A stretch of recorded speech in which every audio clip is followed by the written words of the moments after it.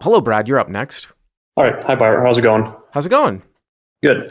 Yeah. So, like you said, non-hand call, and I'm sitting at a splashy 2-5 table at a Horseshoe out in Indiana near Chicago. Is this a place that's relatively new? No, it's pretty old. It's back before I was even able to play, and I know they host a circuit event there once or twice a year. But there's not all that much action there, right? Or something?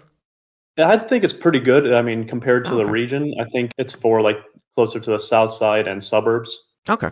Because I think Rivers is like, or whatever the big one is next to O'Hare, is the bigger games. Des Plaines or whatever it is. Yeah, it's more, weekend gamblers. So technically there is action and less poker players.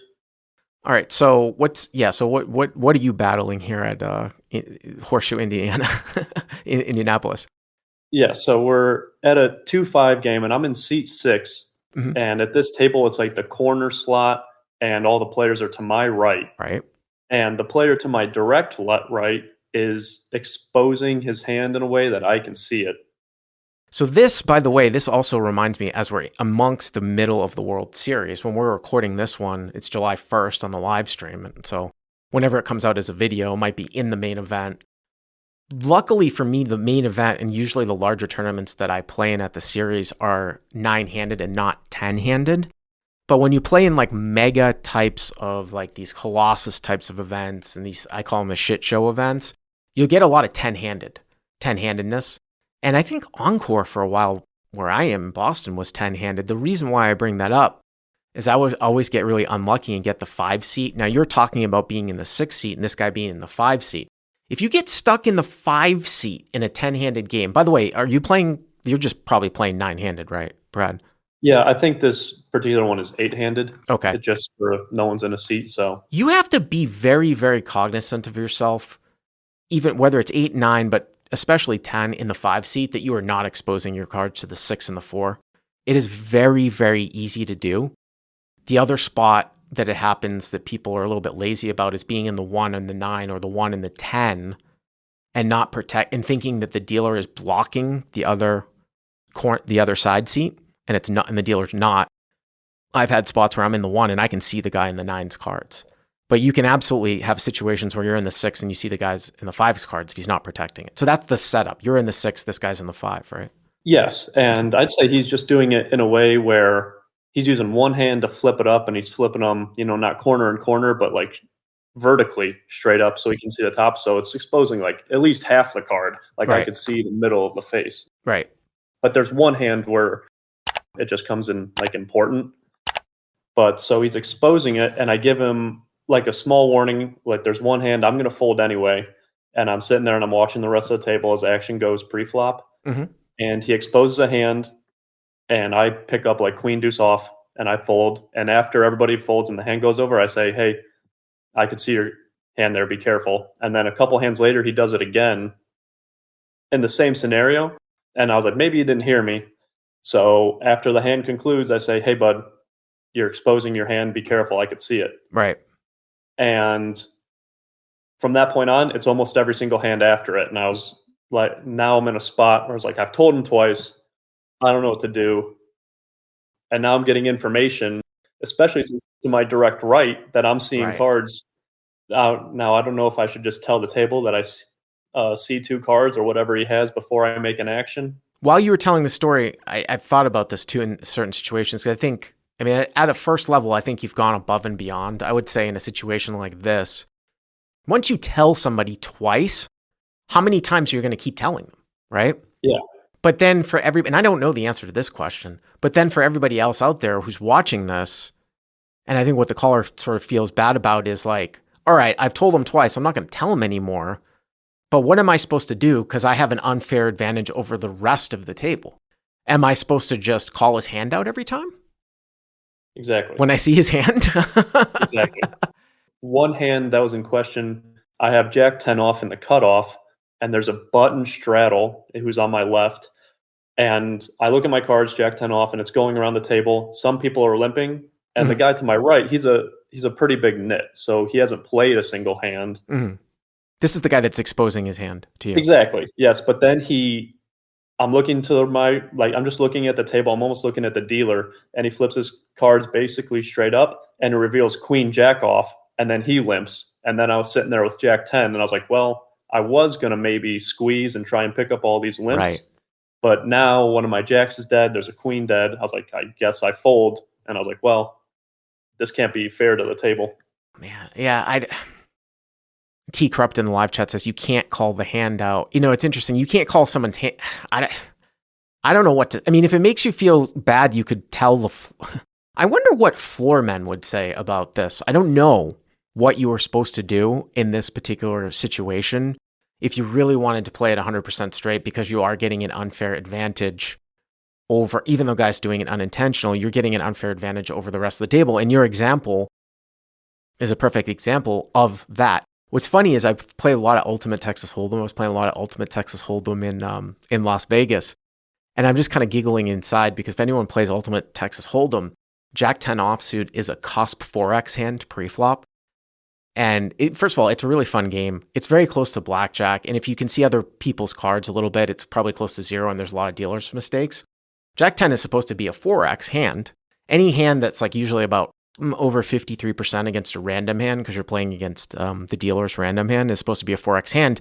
But there are cusp hands, Jack 10 off being one of them, where if you see somebody next to, if you see the guy next to you, like you see their hand because they don't enforce it, if they have a jack or a 10, it's not a 4x hand because your equity goes down below 53%, right? Because you see the card. So here in this particular situation, it's the exact same thing. I mean, you've told the guy multiple times, and I wouldn't feel bad about what you just did, like necessarily like in that hand. I don't really know what there is to say. And especially in that situation, like you're going to call the guy's hand out when he's live in the hand. You might just say, I mean, could you say to the whole table, I can still see this guy's hand? Here's something that I don't think anybody would fault you for. You could just say, after this particular hand's over, I've warned this guy a couple of times to not expose his hand, and I have to tell everybody that sometimes I can still see his hand. Now, you're not going to call his hand out, but that would be, I think, a fair way to let the table know that you might have this advantage and you're not trying to be unfair about it. Okay. I like that. I also didn't want to seem rude. He's talking to the dealer and he's being nice. I mean, that's a very, I said it was a splashy game because everybody's kind of just getting in there. So everybody's kind of having a nice time and having drinks. And then we're at the spot where I don't want to disrupt that in any way. Right. So you don't want to.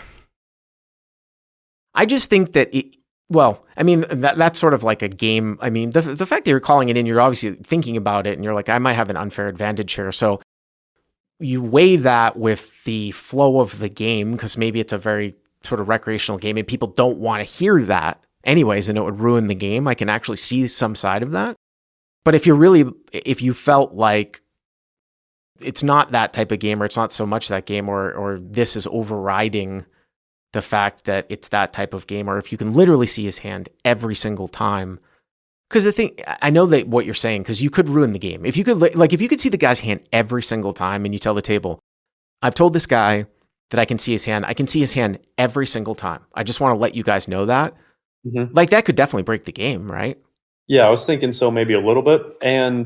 Or pull the floor guy to the side. If you're really that concerned about it, go up and pull the floor guy inside and say, listen, I've told this guy several times that I can see his hand. I can see his hand almost every single time. I don't know the guy. He's not buddies of mine, but I feel like it's unfair to the table. What am I supposed to do? Put it on them. Okay. I don't know what the floor guy would say. What ended up happening? Like, what about the rest of the night? I just tried to not, I don't know if it happens to you, but if someone picks up their cards, your eyes kind of dart over there, even on accident. It's kind of just like a reflex. So yeah. I usually like to look at the table and see where the raises are coming from. I was trying to make it a point. I was like, just look at your cards until it's on you. And I wish he was actually in the hands, because I kind of lean more towards if it's me versus him and he raises, or he's in the hand, I don't feel as bad because I've told you twice and you've just exposed it to me, but it's me versus you. He made the mistake. But since he's folding and I'm just getting pre-flop knowledge before I raise every single hand, it seems unfair. So nothing really happened. I just tried to make a point of don't even look that way, look down, talk to the person to my left, and I still caught a couple, but You know, I've actually had that happen to me before too, where it's not a constant thing, but maybe it kind of messes with my head. I've had this happen before where I think I might have seen somebody's hand, like it's a paint card, and then and you're like, but then you're not sure, and then it ended up being the wrong card anyways. You know what I'm saying? So I can see what you're saying. You're like, I don't even want to I don't want to make that mistake necessarily. But yeah, he yeah, had to flip them like over his chips. So he's using like his right hand and putting it on like the top of the card and peeling them from the like top to the bottom. yeah, So the cards are off the table and they're behind his chips to him. So he's flipping them over. But I mean, if since I'm on his left, that's most of the card exposed. yeah, yeah. I'd be surprised if the guy to my left couldn't see it as well. I don't even know. And again, like a lot of these rules are more stringent in tournaments because what if you were just like this unbelievably ethical guy and you wanted to play everything straight. And this was happening like in a tournament, like the Millionaire Maker that I was in or whatever. And you told the floor, I can see this guy's hand every single time. Like, what would they do? I don't know. You know what I mean? I don't know what the resolution is because you're not colluding with him. He's not trying to help you, right? Not that I know of. I would just that's what I would do. I would tell either the whole table that I can see his cards or go to the floor and say, listen, I can see this guy's cards. I don't know what you want me to do about it, but I've announced to him like several times. Maybe they would say, don't do anything. I don't know. Sure, I'll try one of them. Anyways, thanks for the call, Brad. I appreciate it.